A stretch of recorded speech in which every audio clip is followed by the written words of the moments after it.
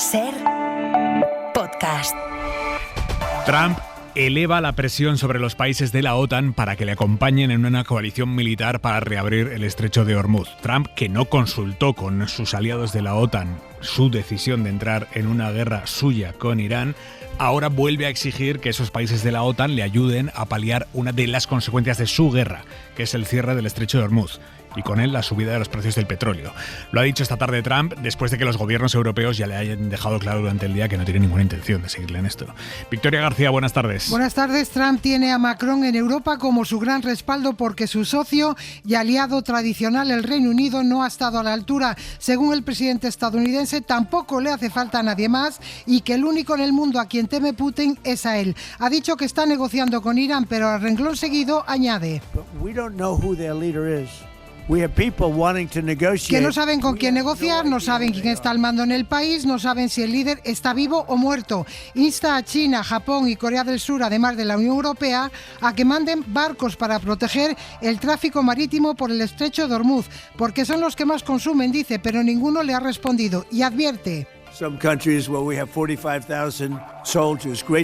algunos soldados donde tenemos 45.000 soldados que llevamos 40 años protegiéndolos y ahora que los necesitamos no están, pero cuando esto acabe ellos también van a sufrir las consecuencias, ha dicho el presidente a modo de advertencia. Trump presiona y aliados suyos que no suelen decir esta boca es mía cuando habla Trump, ahora se lo han dicho. El ejemplo más claro es el gobierno de Alemania. El canciller alemán Merz dice: esta guerra no es asunto de la OTAN. Pero el que de verdad se ha quedado a gusto hoy ha sido el ministro de Defensa de Alemania, Pistorius. ¿Qué espera Donald Trump de, digamos, un puñado o dos de fragatas europeas en el estrecho de Hormuz para lograr lo que la poderosa armada estadounidense no puede lograr allí sola? Esa es la pregunta que me hago. No es nuestra guerra, no la empezamos. Queremos una solución diplomática y un final rápido. La mayoría de países europeos, también España, están en esa misma posición y por eso han rechazado hoy la idea con la que había amagado a primera hora la jefa de la diplomacia comunitaria, Kaja Kallas: ampliar una misión europea que ya existe ahora mismo en el Mar Rojo para proteger barcos de ataques de los hutíes, ampliarla y llevarla al estrecho de Hormuz para protegerse ante hipotéticos ataques de los iraníes. Claro, eso ya es otra cosa muy distinta, palabras mayores. Kaja Kallas esto lo ha sugerido a primera hora de la mañana, nadie le ha seguido en Europa y ella misma ha terminado rectificando esta tarde. Corresponsal comunitario, Enrique García Pozo. El bloque se resiste a sucumbir a las exigencias de Donald Trump y de momento no hay consenso ni interés por ampliar una misión naval que llevaría a que los europeos pudieran responder a los ataques de Irán en el estrecho de Hormuz. La razón, según Kallas, es rotunda.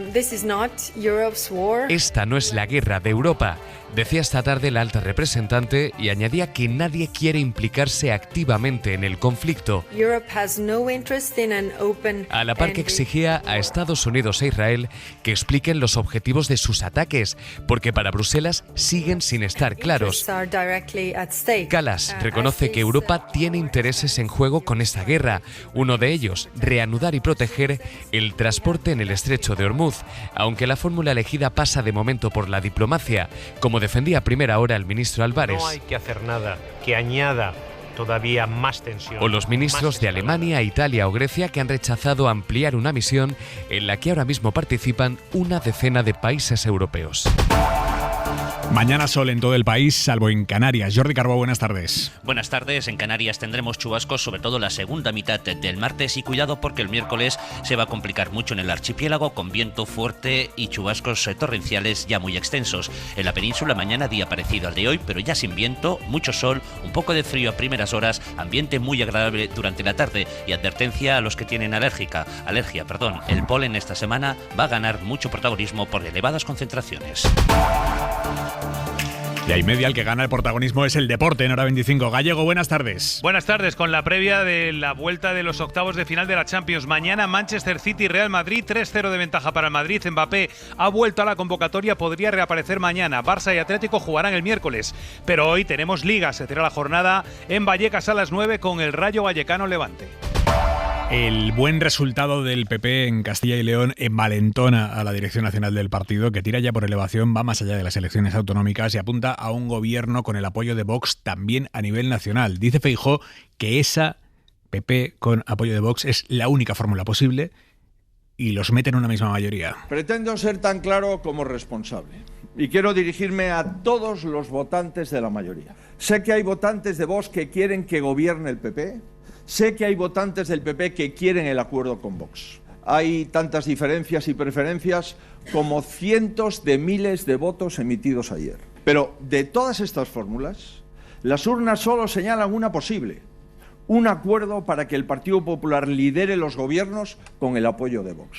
Y todo lo demás es ruido. Bueno, de momento Feijóo exige a Vox que desbloquee la gobernabilidad de Extremadura, Aragón y ahora también Castilla y León. Feijóo ha llegado a usar hoy 3 veces la expresión "ya está bien". Solo se han puesto excusas y creo que ya está bien. Y lo digo con todo el respeto, que ya está bien.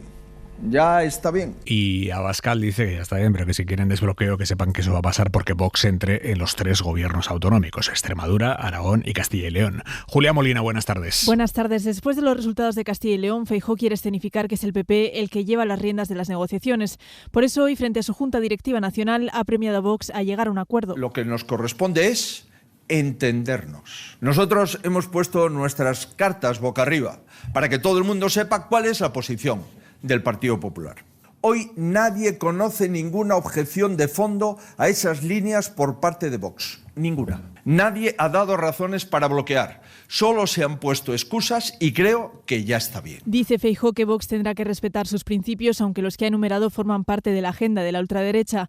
Mientras Abascal mantiene el pulso y plantea entrar en los gobiernos como una forma de retar al PP. El señor Feijóo no se ha hartado de decir desde hace varios meses que Vox no quiere gobernar, que Vox no quiere asumir el desgaste de los gobiernos. Y yo tengo que decir al señor Feijóo que no se preocupe, que sí, que vamos a gobernar y vamos a gobernar en las 3 regiones. Abascal, sin embargo, ha matizado que solo plantearán ese escenario si antes se cierra un acuerdo de programa que incluya todas sus exigencias. Bueno, estas son las pretensiones de Feijóo por un lado, de Abascal por el otro, pero no todos los varones autonómicos del Partido Popular lo tienen tan claro como Feijóo, empezando por el propio Mañueco, que dice que prefiere un gobierno en solitario. Julia. Sí, el presidente de Castilla y León apuesta porque Vox les dé apoyo desde fuera, aunque asume que están en manos de los de Abascal. Lo mejor para mi tierra, para mi comunidad autónoma, ha sido un gobierno en solitario. No se trata de sentarnos en el gobierno o no, tenemos que hacer un proyecto de futuro. Por cierto, tengo que decir que una buena base sería el documento que firmamos hace 4 años entre el Partido Popular y Vox para poder llegar a un acuerdo. La líder del PP en Extremadura, sin embargo, se ha mostrado hoy abierta a que formen parte de su ejecutivo. Con ellos dentro, con ellos como quieran, lo que hay es que ponerse a trabajar ya y llegar a un acuerdo que sea bueno y beneficioso para los extremeños. Y en eso estoy desde hace 2 meses y algo. Desde el Partido Popular extremeño creen que la entrada en los gobiernos puede ser una buena oportunidad para que Vox sufra el desgaste de gobernar. En Aragón tampoco ponen problemas a compartir sillones con la ultraderecha. Que Vox entre en el gobierno de Aragón ya ha ocurrido.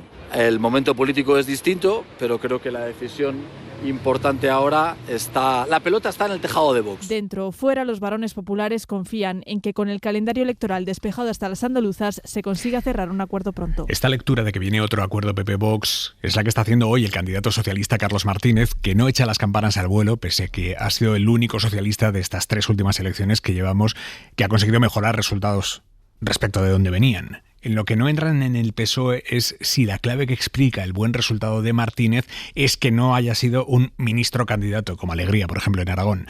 Ana Fernández Vila, buenas tardes. ¿Qué tal? Buenas tardes. Hay alivio en el PSOE tras un resultado que les sirve para tomar aire tras las 2 debacles anteriores, pero no se llevan tampoco a engaño. La derecha sigue muy fuerte, ayer se volvió a demostrar y eso les preocupa. Lo reconocía el propio Carlos Martínez en Hoy por Hoy. Ver que el monstruo cuando te levantas sigue ahí, que Vox está de llave, que es verdad que no ha subido, que no ha cumplido expectativas, que el voto útil se lo ha llevado una vez más la derecha en esta comunidad autónoma, pero que hoy nos levantamos exactamente igual, prácticamente igual. La dirección del PSOE alerta también del riesgo que sigue suponiendo, dicen, el avance de la ultraderecha y culpan directamente al PP por sus pactos con Vox que creen que llegarán más pronto que tarde. Montse Mínguez. Cada pacto con Vox tienen un precio, cada pacto con Vox es un derecho que pierde la ciudadanía. Se mueven los socialistas entre el ánimo que les insufla el resultado y el peligro de caer en la autocomplacencia de cara a unas andaluzas muy complicadas. Acuden además con la preocupación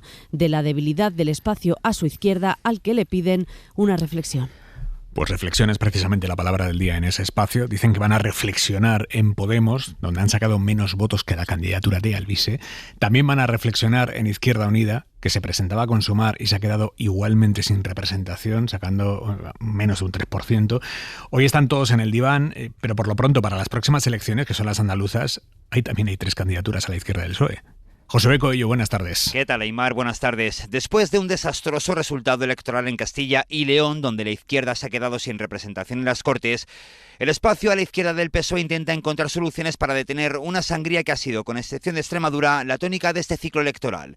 Con la vista puesta en Andalucía y buscando evitar otro descalabro, desde Podemos piden una reflexión. Hoy no es un día para hacer muchas más valoraciones, aparte de esa reflexión. Creo que la vamos a hacer.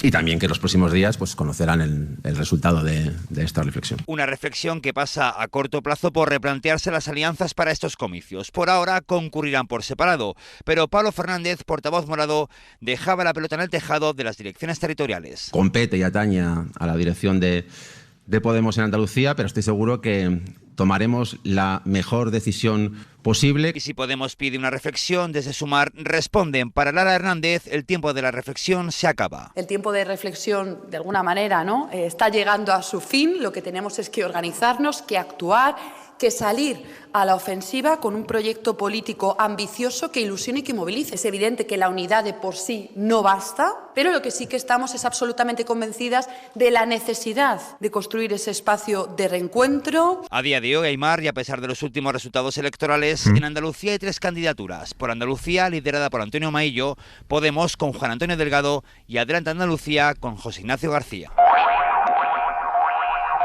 Nos vamos en directo al Líbano porque el ejército de Israel acaba de emitir otra orden de evacuación para el sur de Beirut ante una nueva oleada de ataques inminentes. Allí está el enviado especial de la SER, Nicolás Castellano. Buenas tardes, Nico.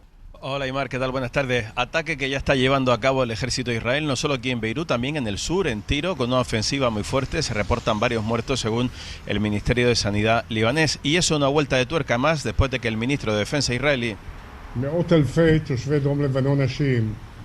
haya confirmado esa ofensiva terrestre que pone en marcha. Hacía 2 semanas que hablaban ya de esa posibilidad, pero hoy han reforzado con nuevos tanques llegados desde Gaza ese operativo e incluso distribuyendo algunas fotografías. La foto que hemos visto nosotros allí es la destrucción. Escombros, viviendas destrozadas, también un centro de salud donde mataron a 14 sanitarios. Entre ellos había un superviviente, Mohamed Merhi. Dice, los judíos siempre son terroristas, que acusa al Estado de Israel de terrorismo, de atacar a los civiles. Han matado ya a más de 80 paramédicos en el sur de Israel y son más de 900 muertos ya aquí en el Líbano. Aimar. Nico, gracias. Hasta luego. Cuba está viviendo ahora mismo un nuevo apagón total en la isla. Victoria García. Nuevo apagón masivo, el segundo en este mes y el 6º en lo que va de año. Los cubanos llevan varios días de protestas por todo el país. Ludi es una pensionista. Fíjate que las bodegas no entra nada. Donde venden la comida no hay nada. No hay nada, ni de comida, ni de luz. El gobierno dice que se trata de una caída total del sistema, no dice cuándo se va a recuperar. El rey Felipe VI reconoce que hubo mucho abuso y controversias, así lo ha llamado, mucho abuso y controversias en la conquista española de América. Esto lo ha dicho hoy Felipe VI. Es un claro gesto de acercamiento a México, porque el rey lo ha dicho mientras visitaba una exposición junto al embajador mexicano en España.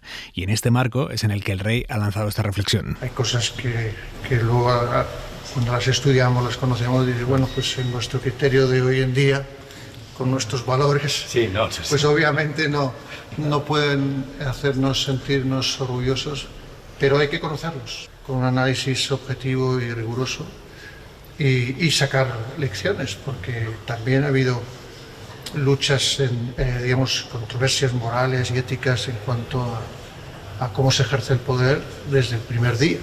Los reyes católicos, la reina Isabel, ¿no?, con sus directrices, las leyes indias, hay un afán de protección que luego pues la realidad hace que no se cumpla como se pretende y hay mucho abuso, y también valorar el hecho de que de ahí, de ese conocimiento, pues nos apreciaremos más.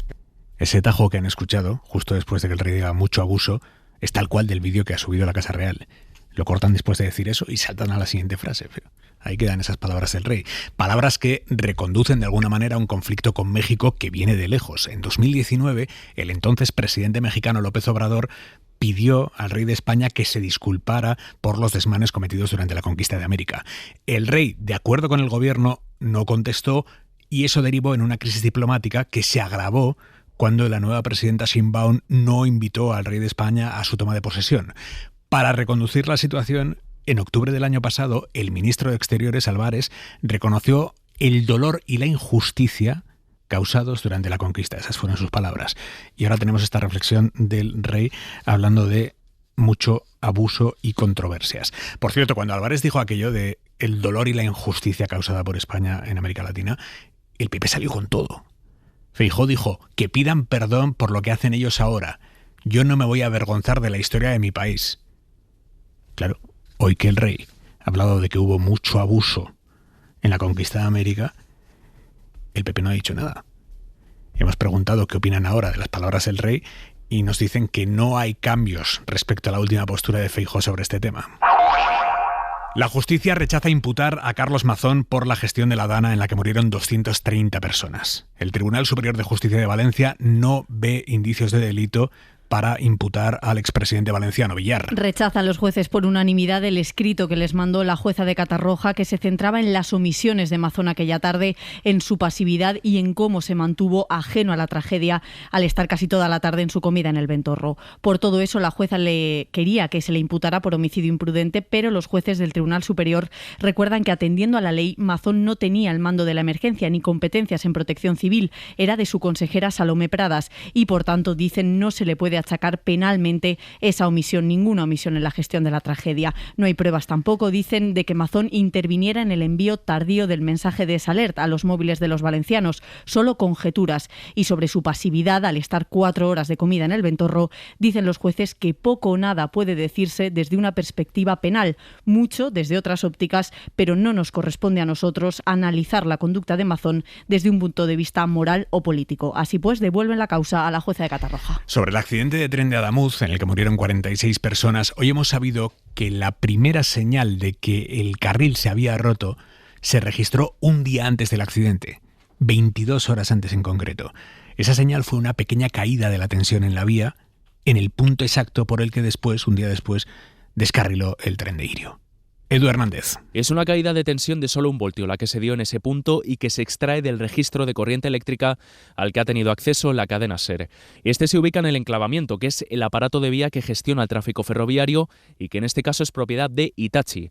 Cerca de las 10 de la noche del sábado 17, la tensión cae en apenas 1 voltio, como decimos es una variación mínima, pero que marca el inicio de la rotura del carril y sobre el que la Comisión de Investigación de Accidentes Ferroviarios, la CIAF, ya está trabajando. Fuentes de Adif señalan a la SER que esa caída de tensión está por debajo del mínimo que ellos manejan, a partir del cual saltan las alarmas. Pero en cualquier caso, se espera que una de las recomendaciones que emitan los investigadores vaya en esa línea, la de mejorar el sistema de detección de roturas de manera que sea más preciso. Y hay novedades en el caso de corrupción del Partido Popular en Almería.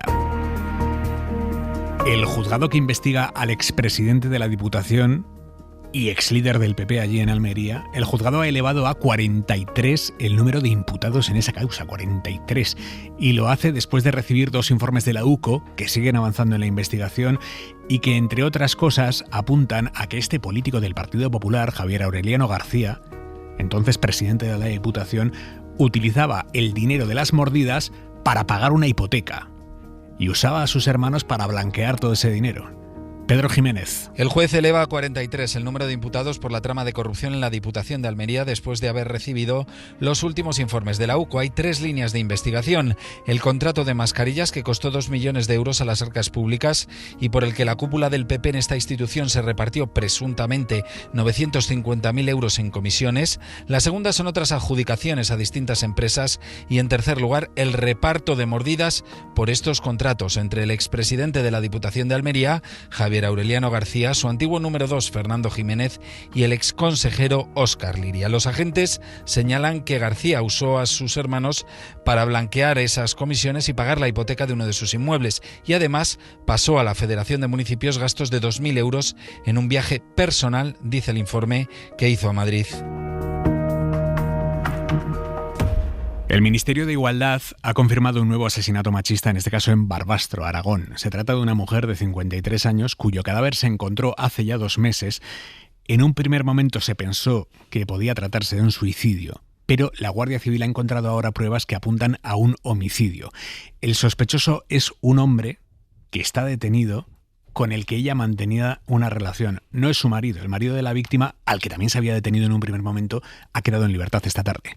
Mariola Lourido. Buenas tardes. Igualdad eleva a 13 el número de víctimas mortales del año, el más trágico desde 2020, con esa confirmación de los 2 asesinatos machistas de las últimas horas.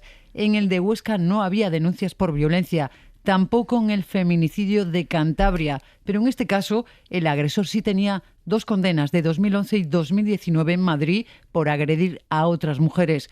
La psicóloga experta Olga Barroso cree que se está fallando en analizar el riesgo de reincidencia de los maltratadores. Hay que evaluar si el delincuente tiene todo este patrón de funcionamiento, porque si lo tiene, el mero hecho de estar muchos años en prisión y el no haber comprobado si hemos conseguido que tenga una estructura psíquica que funciona de otra manera, no va a haber una seguridad en que no va a reincidir si no hemos comprobado esto, ¿no?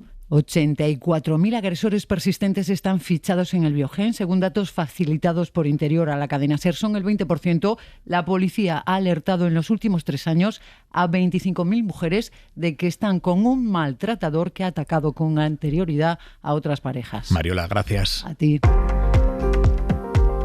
Y la jueza acaba de archivar la segunda denuncia contra Íñigo Errejón por agresión sexual. Era lo previsible el archivo, dado que la mujer que lo denunció no acudió al juzgado a ratificar lo que ponía en su escrito. Dijo su abogado que no iba por miedo a que se filtrara su identidad. Pues bien, la jueza le ha comunicado ya a Errejón que el caso se cierra. Isabel Vega, buenas tardes. Buenas tardes. Sí, es una resolución a la que tuvo acceso la cadena SER, en la que la instructora contesta a una petición de Errejón, que quería acceder a la causa para poder defenderse. La juez le comunica que ya no ha lugar a su personación porque las diligencias se han archivado este mismo lunes, después de que la mujer decidiera no ratificar su denuncia. Fue la semana pasada cuando estaba citada para confirmar ese relato que señala Errejón por una agresión sexual continuada en octubre de 2021. En su lugar acudió su abogado, Alfredo Arrién, para comunicar a la juez que la denunciante, cuya identidad nunca ha trascendido, se echaba atrás por miedo a la exposición mediática. Quedaba así abocada la denuncia a este desenlace, un archivo que podría revertirse, no obstante, si la denunciante cambia de opinión. Y nos queda la mirada de Xavi Vidal-Folk. Las elecciones de Castilla y León de este fin de semana nos dejan una incógnita. ¿Por qué crece Vox? Pero no tanto, ni mucho menos que en Extremadura y en Aragón. No es el efecto cohete que algunos desearían en el PP, subida en estampida y caída de pluma. No, porque no cae, simplemente sube menos. Lo suficiente como para que el presidente saliente le necesite como agua de mayo a fin de volver otra vez a ser presidente entrante. ¿Por qué esta vez sube menos Vox? Quizá haya influido su devoción arrodillada ante el tirano Trump, ahora convertido en guerrero de una guerra que nos perjudica desde el primer tiro y que desprecia el idioma castellano calificándolo de maldito. Quizá las riñas internas de Vox, a muerte, que acabaron con su vicepresidente en la Junta castellano y leonesa. Quizá también la regañina de los obispos a su racismo contra la inmigración. No olvidemos que el presidente de la Conferencia Episcopal es uno de los más activos denunciándolo. Y Monseñor Argüello es arzobispo precisamente de Valladolid. Quizá es que el PP de Feijóo ya se distingue muy poco de un partido ultra. En la guerra está incluso a la derecha de los parafascistas europeos que lidera la italiana Giorgia Meloni. Cuidado con esta deriva. Los populares han dejado en esta campaña lo que les quedaba de piel de derecha civilizada y europea. Le han robado a Vox la cartera del programa reaccionario. Han despotricado con saña de la política verde europea y de los efectos del Tratado de la Unión Europea con Mercosur, olvidando a sabiendas que exige tantas garantías a los productos agrícolas exteriores como a los europeos. Casi ya ni se distinguen. Para no perderte ningún episodio, síguenos en la aplicación o la web de la SER, Podium Podcast o tu plataforma de audio favorita.